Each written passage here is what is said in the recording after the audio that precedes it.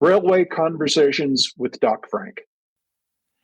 Hello and welcome back to the show. My guest today is Joe Langley, the director or one of the directors of the High Speed Rail Association here in Australia. The High Speed Rail Association is a not-for-profit organization that promotes the advancement of high-speed rail in Australia. And unsurprisingly, this is what I'm going to talk about with Joe in this two-part conversation. Today is about part one. What I liked about Joe is that he is not blindly promoting high-speed rail. He is very thoughtful. He listened well to the arguments. We agreed on many things. And you will see that he is not necessarily happy with everything that's currently happening in the field of high-speed rail in Australia. I hope you enjoyed this episode, even if you are not from Australia, because that's transferable probably to most countries that are interested in getting high-speed rail. So please enjoy. The interoperability of digital signaling systems is not just an issue here in Australia, but also in other countries that have several railway systems interoperating with each other. Therefore, I have created the best and probably only training in the world on the topic of digital signaling interoperability. It includes my trademark SPA framework. If you want to know what that means, just have a listen to the training. I talk about digital signaling in Australia, which is transferable to other countries as well. I introduce the main technologies CBTC, ETCS, and also ATMS, which is a special bespoke Australian development. I talk about the hierarchy of interoperability controls, which is extremely helpful in investigating what can be done regarding interoperability. I talk about interoperability between different CBTC systems, interoperability between ETCS, which is not as easy as it may seem, and also interoperability between different signaling technologies. Podcast listeners are currently getting a special 10% discount if they sign up before the 30th of June 2024. And the link to sign up is docfranktraining.podia.com/interoperability. I say it again, it's docfranktraining.podia.com/interoperability. Joe, welcome to the show. Thank you, Doc Frank. It's a pleasure to be here. We want to talk about high speed in Australia today. And there has been a lot of attention recently to the new founded High Speed Rail Authority here in Australia. You represent the High Speed Rail Association. What's the difference and what is this organization doing? The High Speed Rail Association is a not-for-profit ASIC registered organization that is an advocate for high-speed rail in Australia as a way of expanding Australian settlement and taking advantage of all the many attributes that Australia has as a place to live and work and play. That sounds interesting. And that was in fact what I kind of expected and why I wanted to have you on the show. I have a certain viewpoint on the recent discussion on high-speed rail in Australia. I've seen a lot of posts on LinkedIn from people that travel to other countries, like Japan is en vogue, and France and Italy and places like this. And they come back and said, I've been on this high-speed train and it's been fantastic. And why don't we have this in Australia? And to me, that seemed a bit like keeping up with the Joneses. And we're talking about an investment of multiple $100 billion for which keeping up with the Joneses is not really the rationale that you would want for that. So what I want to have is your views on how the discussion on high-speed rail currently works. I would assume that you try to bring a bit more common sense and actual facts into that discussion, but how do you perceive what's going on out there at the moment with all the hyperbole about high-speed rail? Well, I think the first thing you need to realize, and I'm going to quote Masafumi Shukuri, who's the chair of the International High-Speed Rail Association, by saying that high-speed rail is not just transportation, it's transformation. And it particularly applies to a place like Australia, where you have a growing population, you have ample land, and you have concentrations of population at points along the east coast of Australia. There are those people, some of those that you've referred to, that say it's too expensive or it's not right for Australia because of the configuration of our cities. It's certainly not going to be like high-speed rail in China and Japan, where it goes everywhere. But the key to Australian high-speed rail is to use it as a way of developing our regions and our populations in a much more equitable way, so that the wealth of Australia is more evenly distributed to the population. That's one item. The second is that Australia will double in its population over the next 50 years. Where are we going to put those people?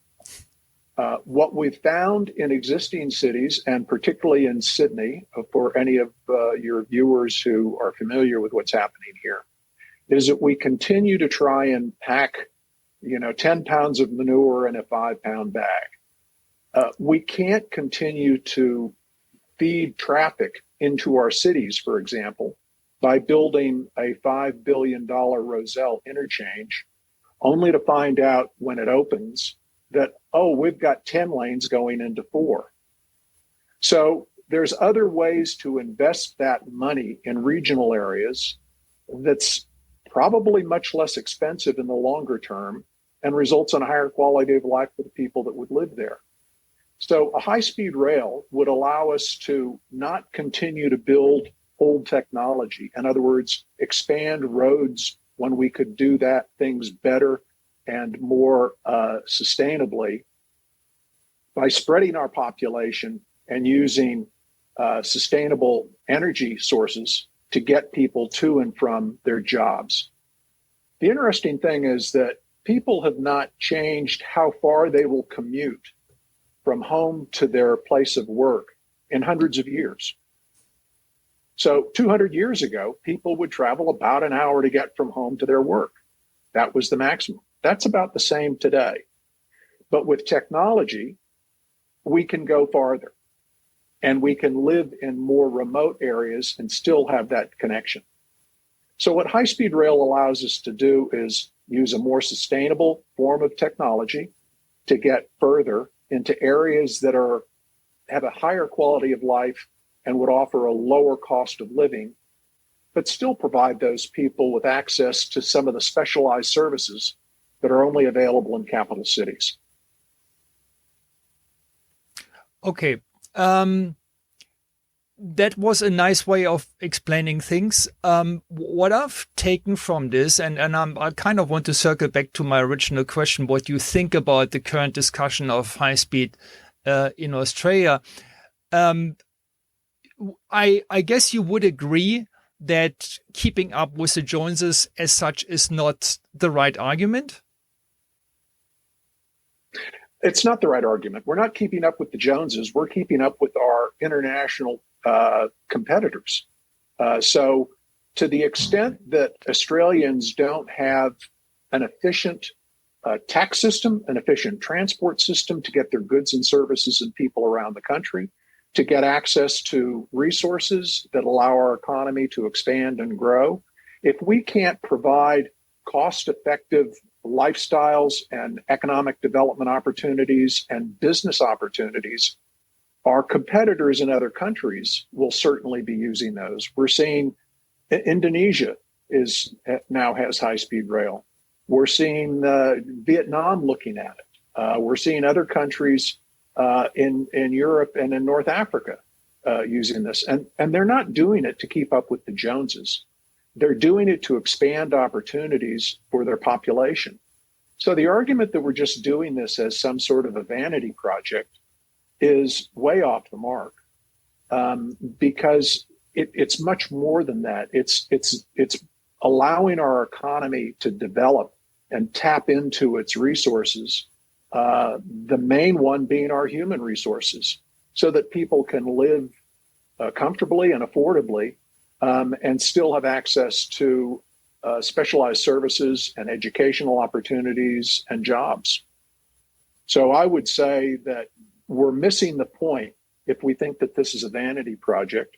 And I think the other thing that's related to that, Doc, is that we're missing the point if we think that we can measure the benefits of high-speed rail like we can measure the benefits of a highway project or a metro project. We really can't. These projects last 150, 200 years. I mentioned before to you that I have recently moved from the city of Sydney to the regional areas of the Southern Highlands. And the opportunities for growth in these areas are enormous, but it's very difficult to get into the specialized services and educational opportunities from this location. So we're trapping people in congested urban areas, and we're spending money on trying to retrofit those communities when they really are not equipped to do that.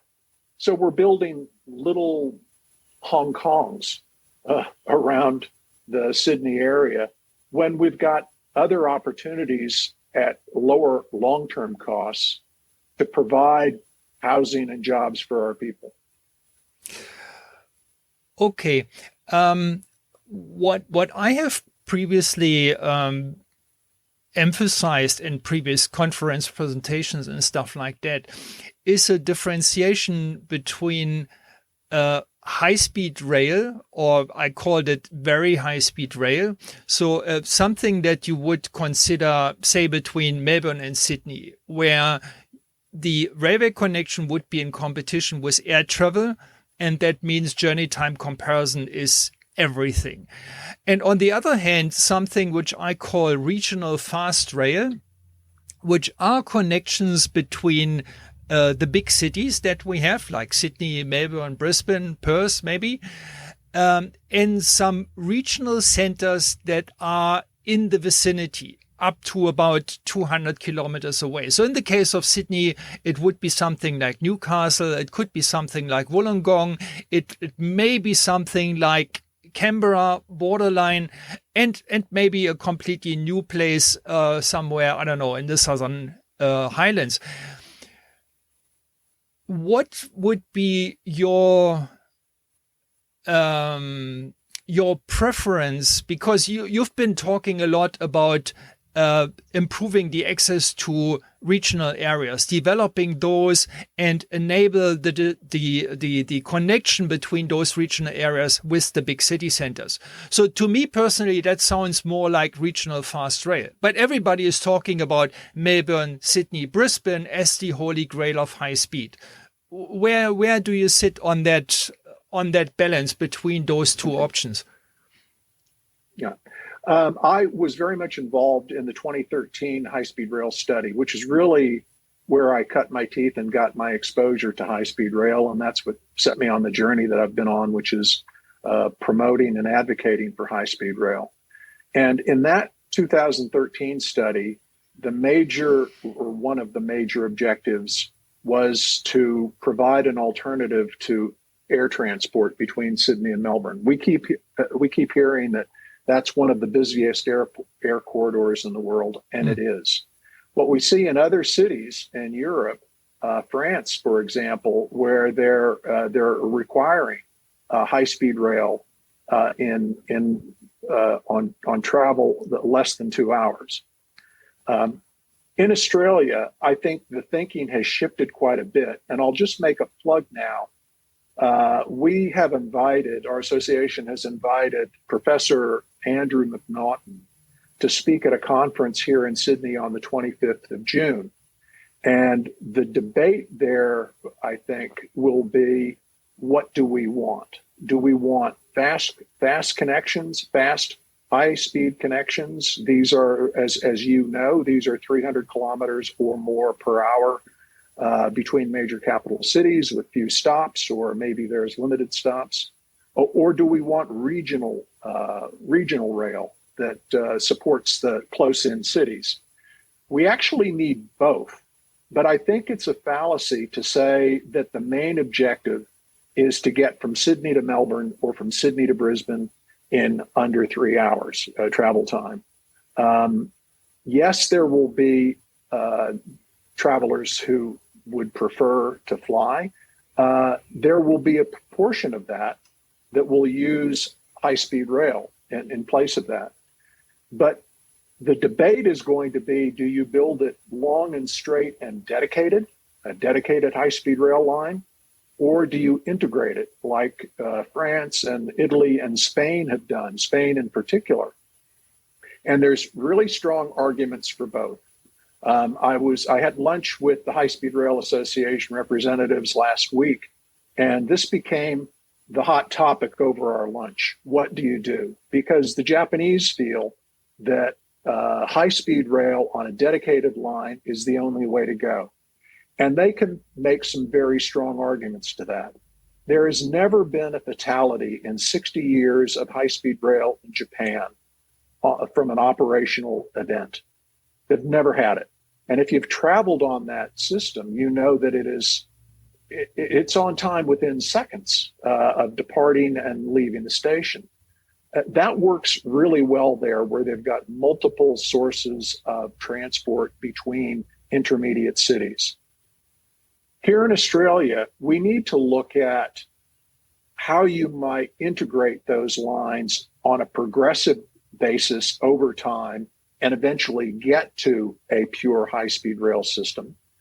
But I think that requires further study. I think that's going to be the debate that goes on.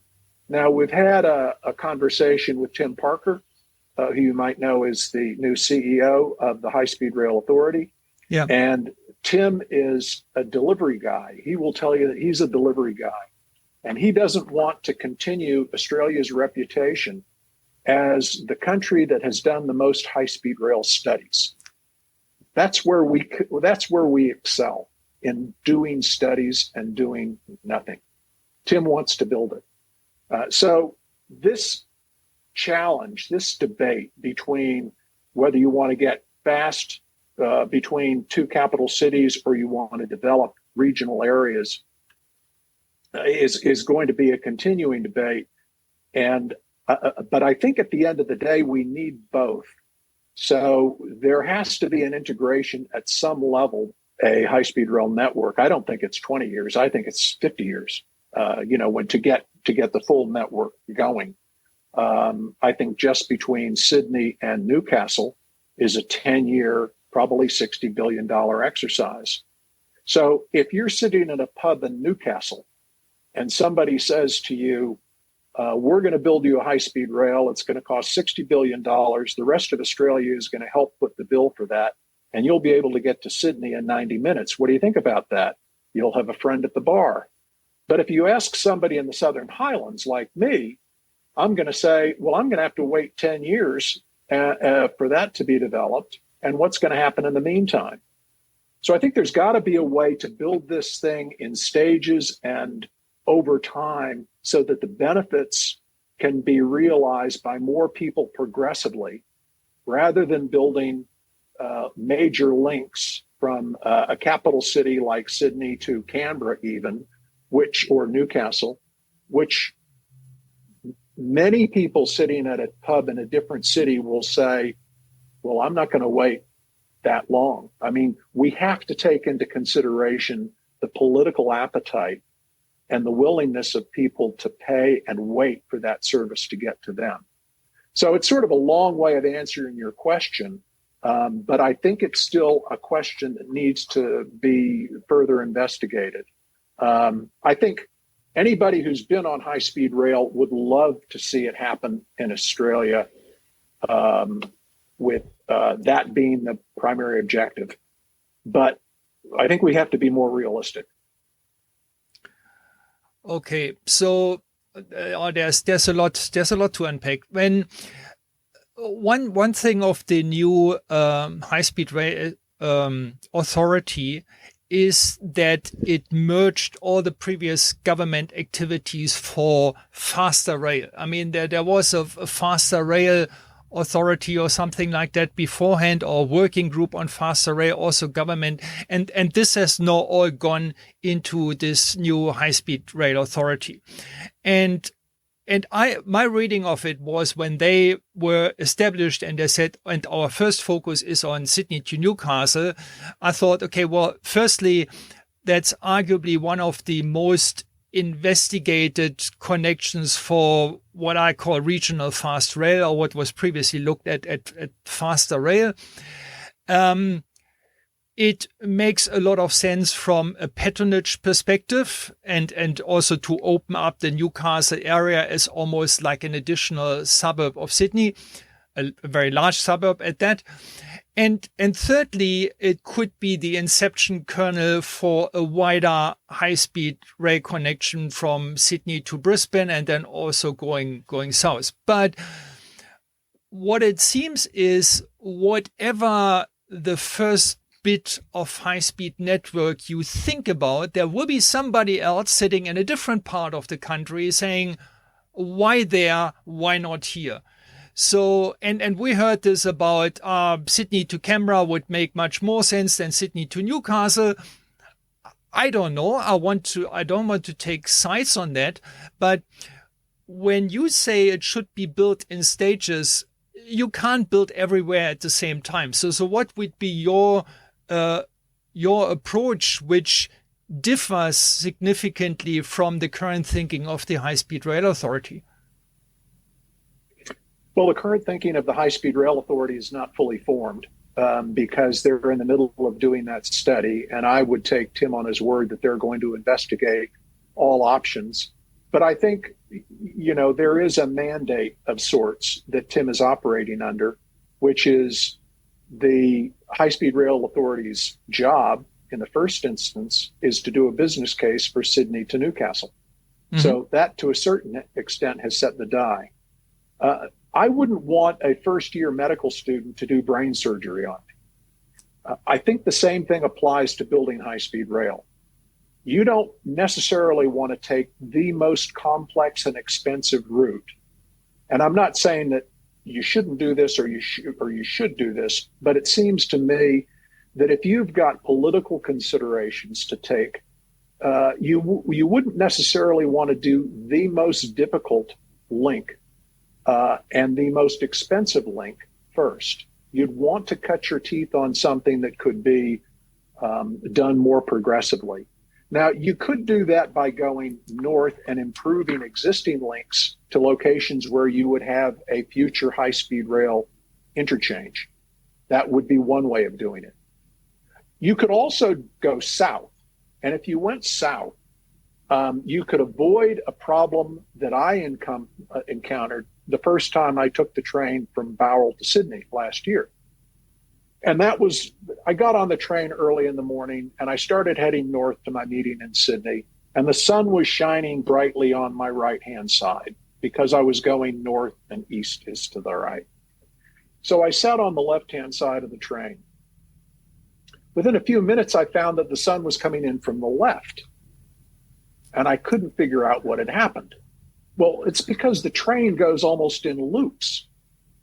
So you could open up the Southern Highlands and you could access Goulburn and you could go to Canberra much quicker if you just straightened that line. So there are advantages to doing something simpler and cutting your teeth and building capacity and building the industry that a lot of people haven't thought about with high-speed rail. The Japanese are working with the Indians to build their high-speed rail line, as I'm sure you're aware.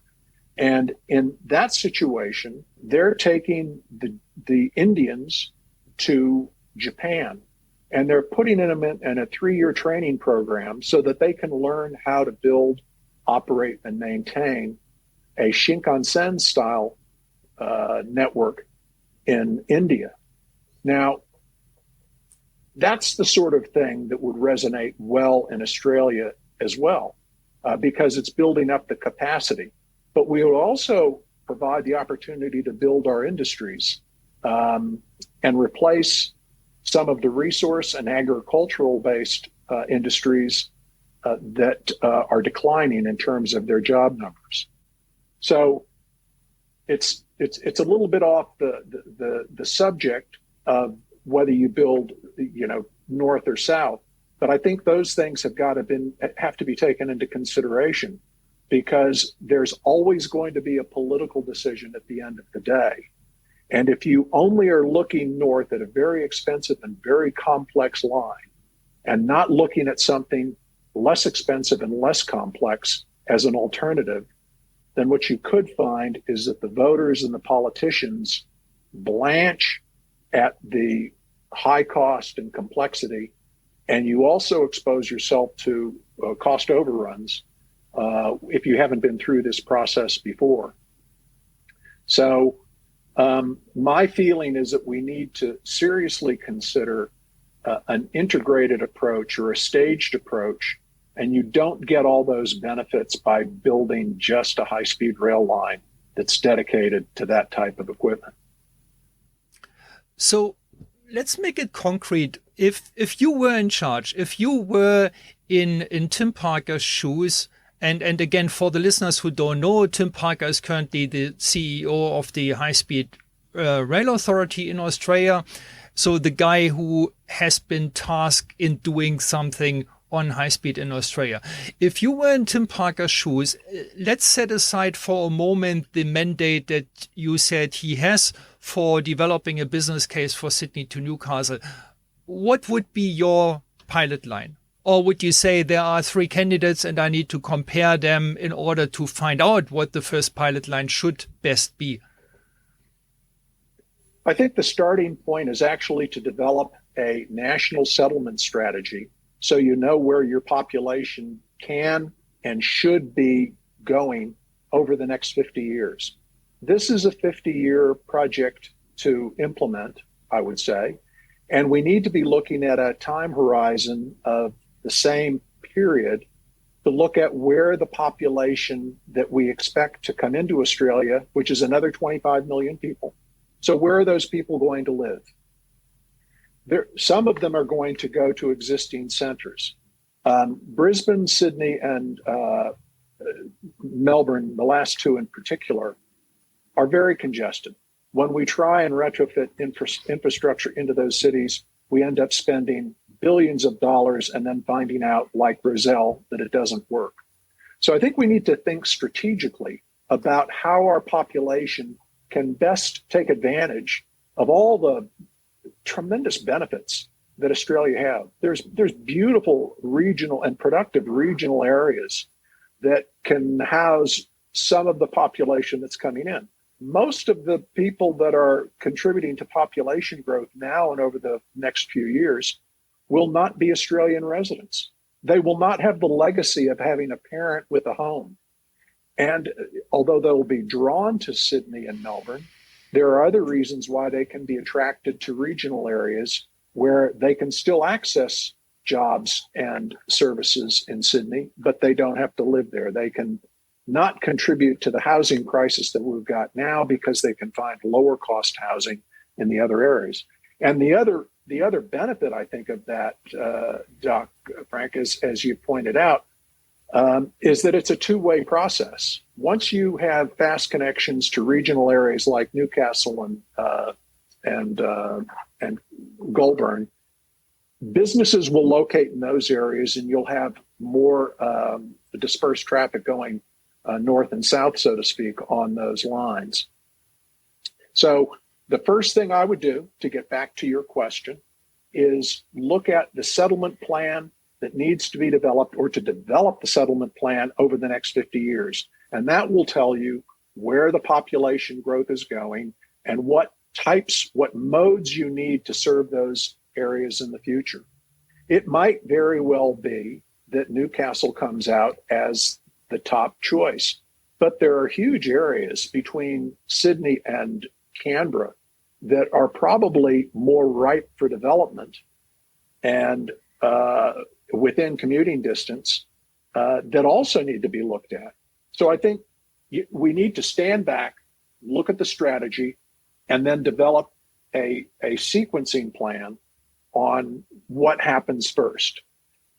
That could very well be Newcastle to Sydney, but I think we need to do that first. Then that gives you the assurance that you're taking the steps in the right sequence. I mean, you wouldn't build a porch for a house without having a plan for the rest of the house, would you?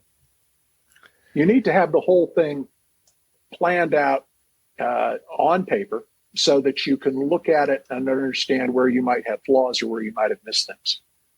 The second step I would do is then to look at where we need to solve some of the strategic problems that we've got coming in, our population growth, strategic decentralization of our cities. Do we really want to be building another Rozelle interchange in Melbourne or in Sydney for that reason? I think we've got things a little bit back to front. We need to look at the strategy, the overall strategy, what the pressures are going to be in terms of population growth, and then where those populations are located, whether they're in new towns, new cities, new regional areas, or they can expand into existing regional areas. I mean, interestingly, the mayor of Newcastle has come out and said the high-speed rail station should be located in Broadmeadow. Well, Broadmeadow is where we build trains in Australia, but it is absolutely the wrong place to put a high-speed rail station because once it gets to Newcastle, it has to go north. And there's some real problems with looking at how you get north from Broadmeadow.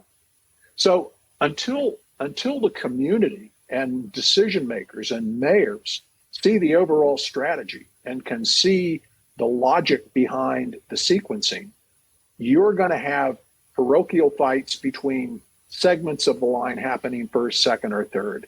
We need to build the arguments based on population and job growth and availability of land for housing and the cost of land for housing to see how that sequence should work out. And then you've got arguments for the mayor of Newcastle to say, you know, it'll be much better for your community if it's not at Broadmeadow. Right. I mean, if the local mayor wants to end the high-speed line in a southern suburb of Newcastle rather than in the city center, to me that almost sounds a little bit like NIMBYism, where you say, well, yeah, it would be nice to have my city connected with high-speed rail, but actually all the construction activity to get there, that's just too hard. That's just too much. There's too much disruption. So we just end this thing in Broadmeadow, which for the listeners that don't know sits south of Newcastle. It's kind of a suburb of Newcastle.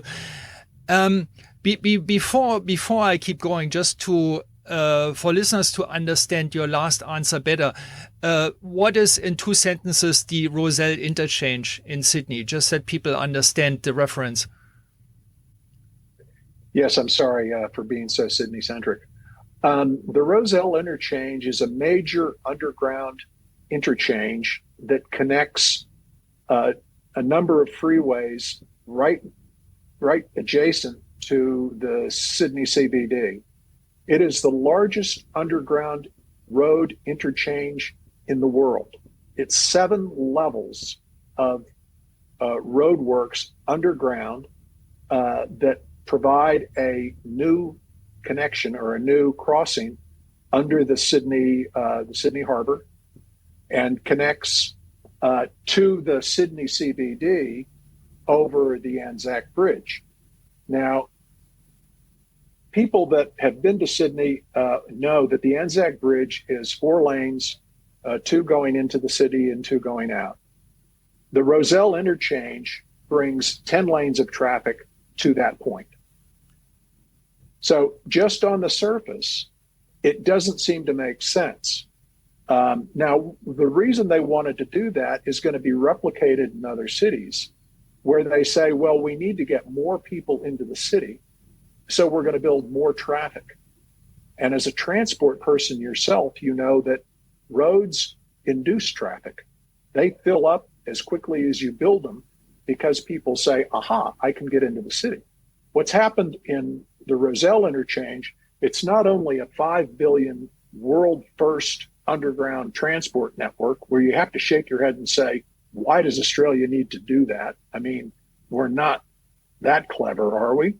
But it also has dumped more capacity into an existing road network that can be handled. Now, the people out in Western Sydney who have this new expressway into that point think it's very snazzy. And if you're not traveling during peak hour, then it works pretty well because there's nobody on it. But when I look at that project, I think, what other things could we have done with $5 billion than create a huge traffic jam at the doorstep of the CBD? Yeah, that's true. And I mean, I don't want this discussion to slide into road transport. I mean, if the aim is to get more cars into the city, you should also think about what do you do with those cars in the city, where all the car parks are already filled up to capacity. But anyway, let's go away from roads. Thanks for explaining that. So your approach that you were talking about to start basically with a settlement plan with an overarching strategic view, which problem high-speed should solve, or high-speed rail should solve. That's very much in line with the previous interview I had with Sean Connolly, who also said, first of all, you need to think about what's the problem that you want to solve with high-speed rail. And depending on what the problem is, the solution could look very, very different. Yeah. So opening up regional areas around Sydney is a very different problem than competing with air travel between Melbourne and Sydney point to point, right? So, but compared to the very direct and targeted activity of the High-Speed Rail Authority at the moment to develop a business case for Sydney to Newcastle and then probably build the thing, you said Tim Parkert is a delivery man. It seems to me that your approach would just buy more time, like do something other than delivering something. And I'm not saying that that's worse or anything. So a proper, decent planning should always be the first step. Is the argument of the High-Speed Rail Authority that this kind of initial planning has already been done? How much of what you said has already been done in the 2013 study? How much of a prioritization of, say, Sydney, Newcastle versus Sydney to Canberra versus, say, Melbourne to Geelong? Why does everything has to be around Sydney for starters? How much of those discussions do you think have already happened and are just not visible to the public? Because if you don't know about it as a dedicated advocate of high-speed rail, how would you expect me or anybody else in Australia to know about those things? Okay. Let's take the first question, which is what did the previous studies do? As you've pointed out, the previous 2013 study, which was the last of many studies that we've done looking at this particular naval, looked at connections between Sydney, Brisbane, and Melbourne in competition with air. So the idea of a settlement strategy has really been developed by John Alexander in conjunction with Professor Andrew McNaughton in looking at what the first thing you should do with high-speed rail in Australia is. So when was that? Sorry, when did 2013. This John Alex. What John Alexander did with Andrew McNaughton, this idea that a settlement strategy should come first, was that also in 2013 or did this come later?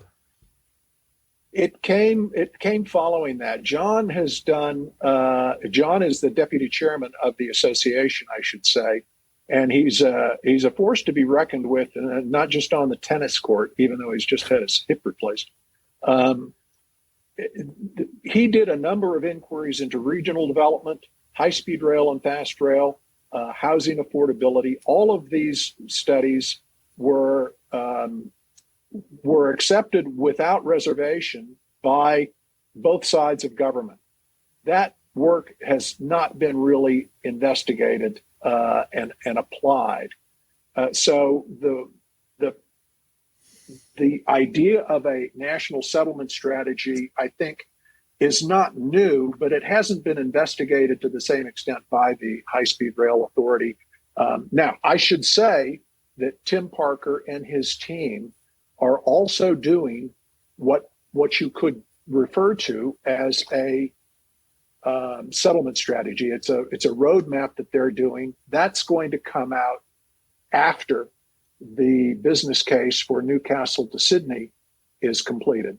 So one hopes, and Tim is a smart guy and he's got very capable people working with him, that those two will be coordinated, even though the front porch is being built and planned and built before the rest of the house is. So the settlement strategy is something that will come along afterwards, perhaps a year or so after the high-speed rail study for Sydney to Newcastle is completed. But the sense that you get looking at the tender documents and speaking with others is that the regional rail connections that would support high-speed rail and support regional development would come after that.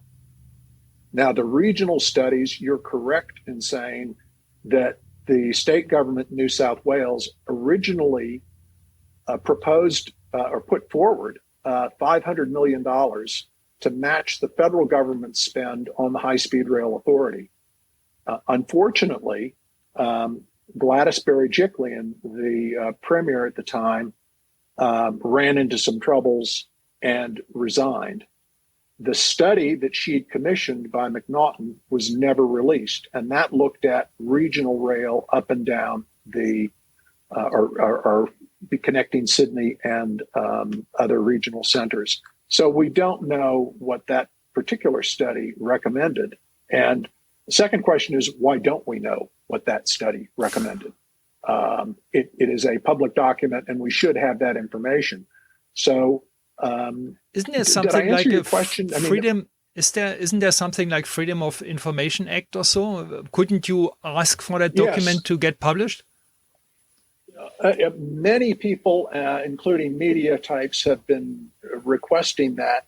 Apparently, there is a provision, a legislative provision, I believe, that says that a government that loses office, or let me put it another way, a government that wins office, as happened here, where the Liberals lost office at the state level in New South Wales, the new Labor government does not have to take up policies that were in process of being developed by the former government.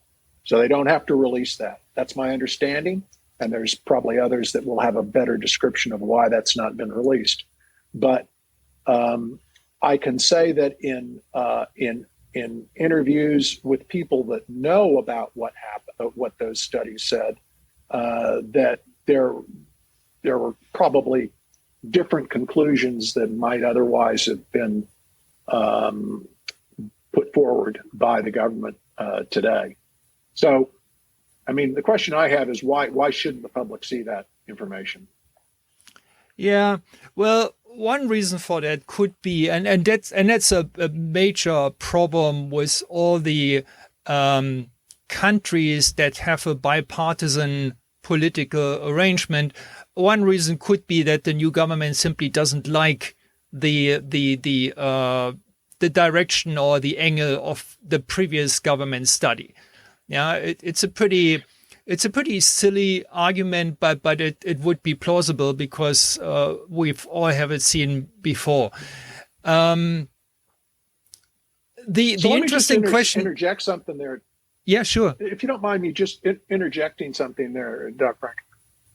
You bring up a really important point, and this is something that John Alexander is hoping to be able to support, is to develop a sort of a true coalition between the various branches of government that takes high-speed rail as a national long-term infrastructure investment and treats it just like they're treating the submarine program.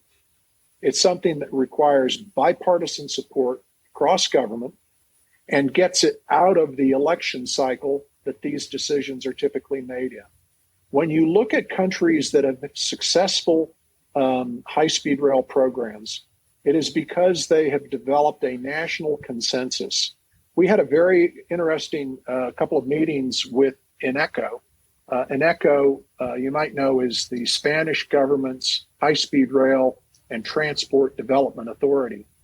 And they produced a report, which is available publicly now, and it looked at what are the characteristics of the Spanish high-speed rail experience. As you know, the Spanish are probably one of the most consistent in terms of recent development of their high-speed rail networks.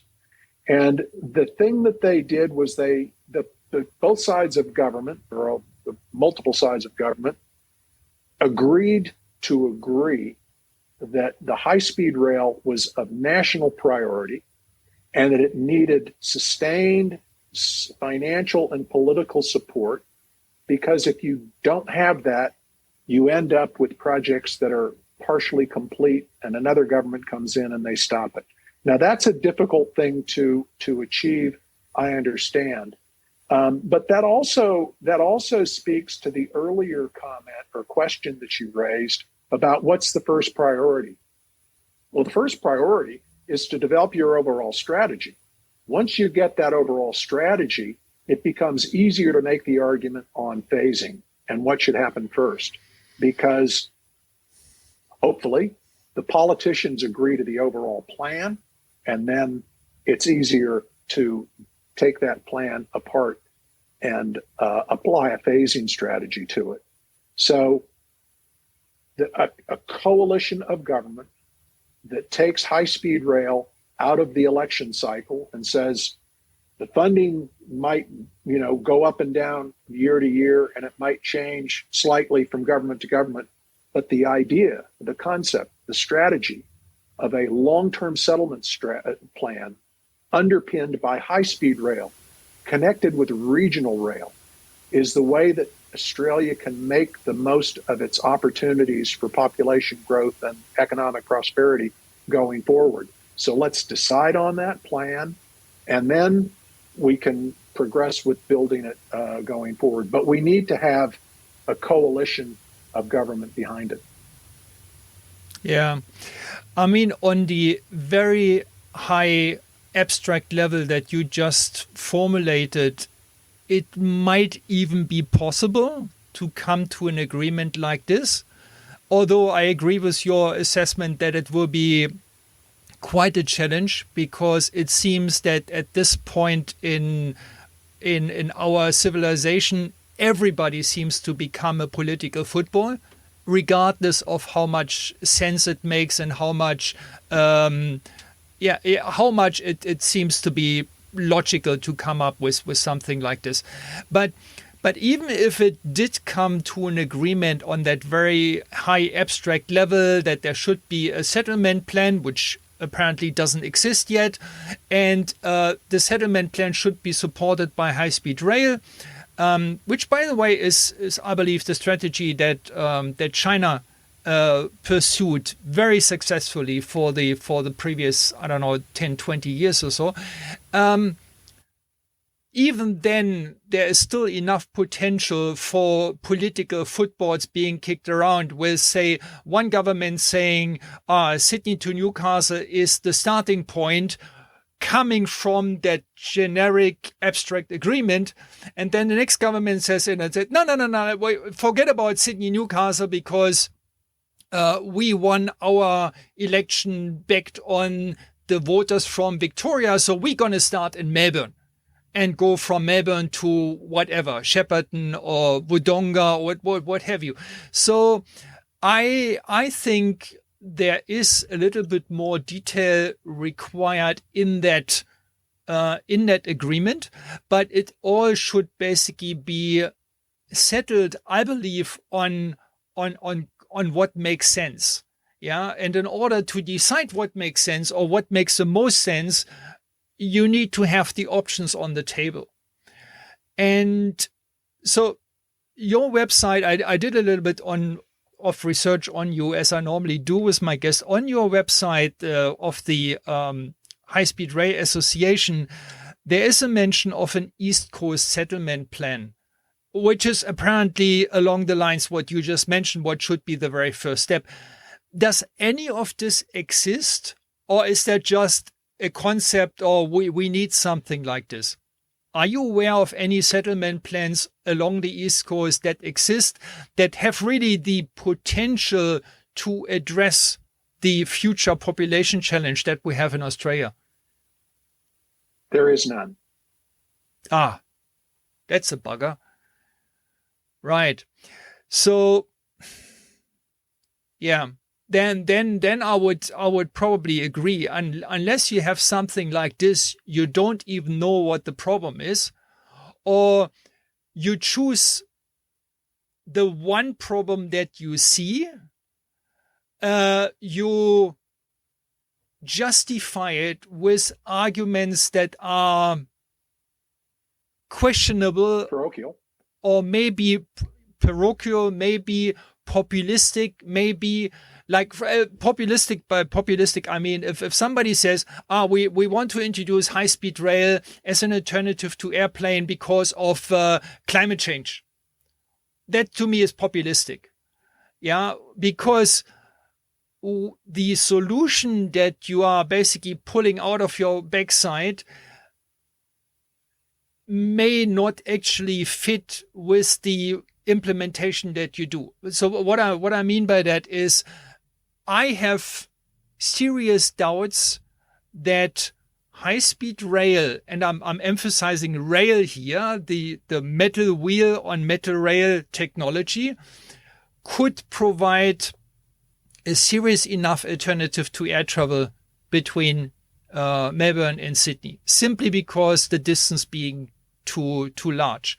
That has been my argument for a while. I haven't seen anything that counter argues, at least not with believable arguments. Yeah, if somebody says, we can do Sydney Melbourne by train in 2 hours 45, and then I calculate the distance between Sydney and Melbourne and divide it by the travel time, I come up with a speed with an average speed of like 300 kilometers per hour, which is absolutely ridiculously impossible compared to all other high-speed rail projects in the world.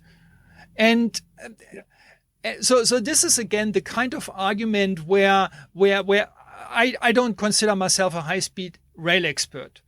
But if I can basically poke a hole in that argument in 2 seconds flat and say, well, this doesn't make sense, that undermines the credibility of all the other stuff that has been discussed around. So I think the question is... I should say, Doc, yeah, that Tim Parker would agree with you. And most how should I put this? Most thoughtful experts would say that shouldn't be the ultimate goal either. That there needs to be a relaxation around what the practical time travel time is. Yes, they can go over 300 kilometers per hour, but they can't reach an average speed of that. And they'd probably come close to it if it was a dedicated, nonstop express line. But there will be communities that can be developed or are already there between Sydney and Canberra and Sydney and Melbourne that will have needs for faster rail services, including high-speed rail, without necessarily going point to point Sydney to Melbourne. So I think the idea, and that idea really came through the Department of Infrastructure before the 2013 study. That was a given that it had to be competitive with air travel. But now, having said that, there are a lot of people that probably would take that train for a variety of reasons. Some people don't like to fly. So what would it capture? I've seen, heard from authoritative people that you could probably get 30% of that air travel market between Sydney and Melbourne, maybe not a lot more than that. But if your settlement strategy looked at where intermediate cities could benefit from that, you wouldn't have to fill up the trains in Sydney and Melbourne necessarily to make the system work. Right. Coming back to the settlement strategy, because actually that was pretty much my argument as well, or something that I saw missing. And then when I saw on your website an East Coast settlement plan, I thought, well, hooray, maybe something already exists. And then you said, no, it doesn't. And so back down to square one. I'm wondering who should be responsible for such a settlement plan. And first answer, maybe federal government in Canberra. But let's stop for a moment and let's rethink that. The state politicians, and let's get away from Sydney for a moment. Let's go to Melbourne, just for maintaining some kind of balance. So the state government in Victoria, where Melbourne is the biggest city, for those of the listeners who are not from Australia by any chance, the state government in Victoria brandishes these fantastic visions how to become bigger than Sydney, right? We've got this eternal competition between the two cities, and Sydney traditionally has been the largest city or the most popular city in Australia. And now recently, apparently, Melbourne has overtaken Sydney because of some rearrangement of some regional councils, which are now counted to the major metropolitan area of Melbourne. So there's an ongoing competition of being the biggest city in Australia. And every state government, both in Sydney and in Melbourne, are boasting with the future growth perspectives of their respective cities. Like Melbourne going from currently 5.2 million they may have to 7 million in the next 20 years or something like that. So where's the strategy where this growth is going to go? Is it just spreading out further into the suburbs, or is it building skyscrapers in the inner urban areas or something like that? Or is there, say, a state strategy in Victoria saying, well, actually, we know how we grow the next 2 million people. We will create a new city in the hinterland of Victoria, and we are going to connect this with a high-speed transport connection, which may be rail, so that anybody living in this new development could go for work still into Melbourne in a reasonable amount of time. Let's say this magical 1 hour commuting time that you were discussing at the beginning of our talk. Funny enough, there were previous plans for a multi-million people city in regional Victoria, which I think has become completely forgotten about. I'm wondering to what extent state governments should have a stake in that and basically come up with suggestions going back to Canberra saying, well, as far as the Victorian part of the high-speed network along the Australian East Coast should look like, here's our plan, what we should do. And I'm also wondering whether the state government in New South Wales and Sydney would have a similar idea.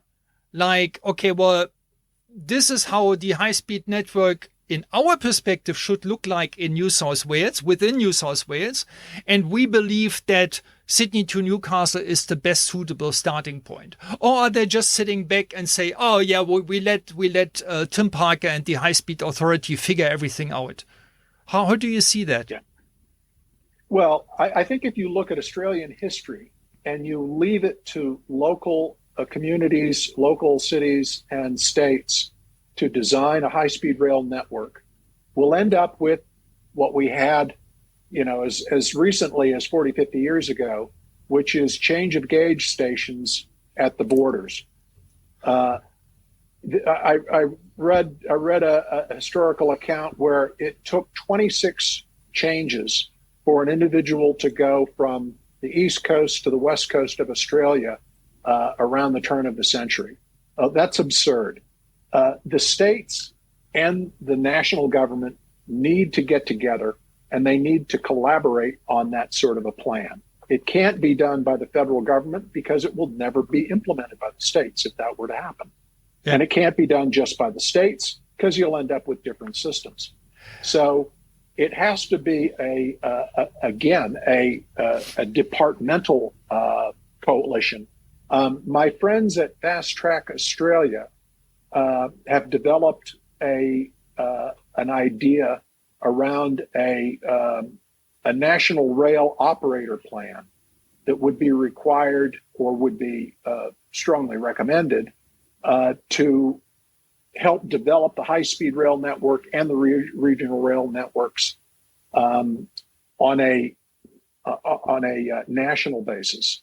So that's another thing that needs to be taken into consideration is once you actually develop this national settlement strategy, or as it's called on our website, an East Coast settlement strategy, because that was the initial focus of the plan. You then need to decide how is that going to be operated.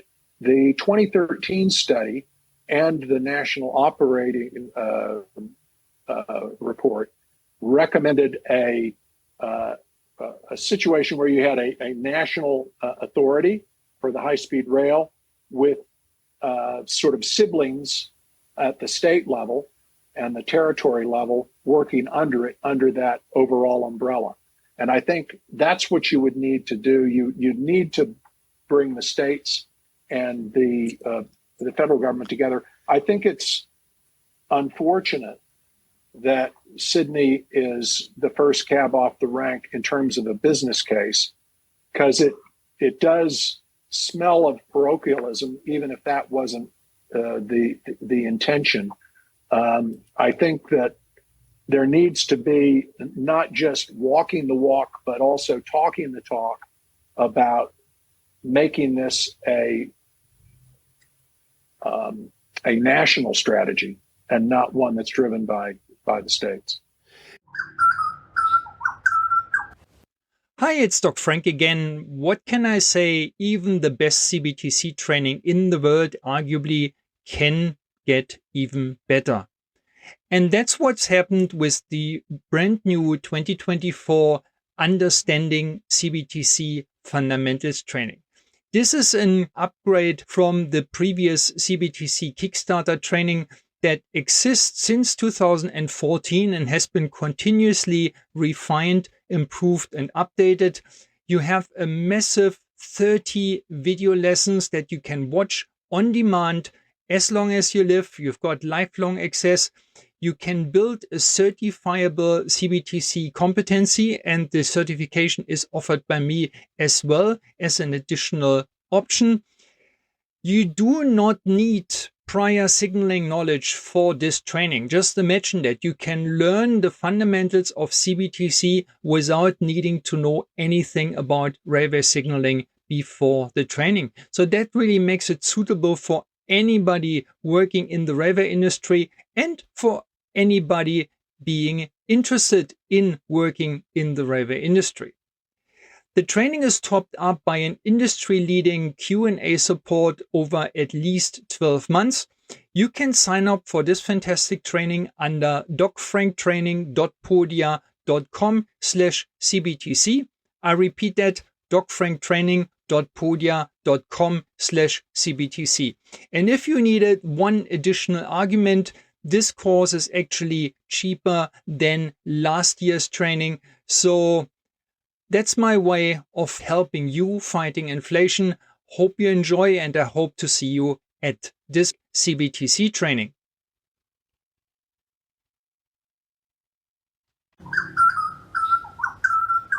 Hi, it's Dr. Frank again. I hope you liked today's episode.